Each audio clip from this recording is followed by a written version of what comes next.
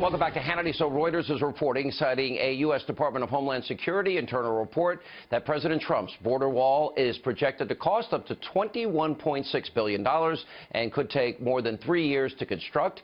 And while the border wall plans move ahead, well, protesters took to the streets of Phoenix on Wednesday night following the arrest of an illegal immigrant woman, a convicted criminal who was later deported. Joining us now with reaction is the Secretary of State of Kansas. Chris Kobach is with us. Good to see you, sir. How are you? Great to be back with you. You know, I know a lot of people were pushing for you to be in charge of the Department of Homeland Security. I also understand you met with the president. Did you talk specifically about the wall? We have talked about the wall, and I think he regards it as one of his top priorities in the White House to get this project done. The American people want it done, and it's doable. You know, it's 1,989 miles of border.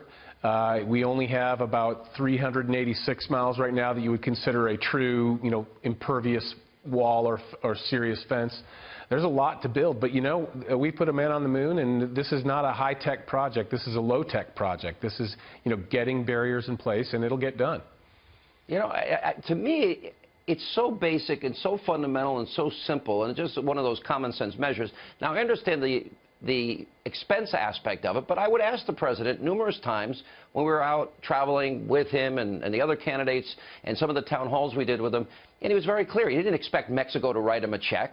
He said, no, but when we renegotiate NAFTA or other trade deals or other economic deals, we will have so much of a financial benefit. That's how it'll get paid for.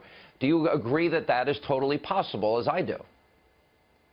Yeah, I do. And Sean, there's actually probably half a dozen ways that we could recoup the money back from Mexico. We could do it through a surcharge on Mexican immigrants coming in, or non-immigrants, people coming in temporarily on their visas. We could do it through basically stopping remittances, the payments that illegal aliens and legal aliens send home to Mexico, and use that as leverage. There's so many ways we could get Mexico to effectively indirectly pay for this wall that I think it's silly that people question that it can't be done.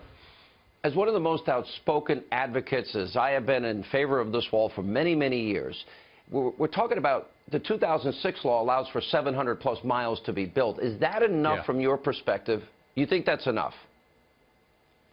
Well, the 2006 law demanded that it be built, and Congress wanted to make a statement. But, there doesn't have to be a statute from Congress ordering the executive branch to build the wall. There just needs to be funds from Congress. So, the 700 miles is not enough, but it's not like we need another act from Congress ordering President Trump to build the entire 2,000 miles. So we've got all the statutory authority we need. Now we just need funding to pay the price. All right. Good to see you, sir. Thank you for your advocacy for our safety and security. We appreciate it. All right. When we come back.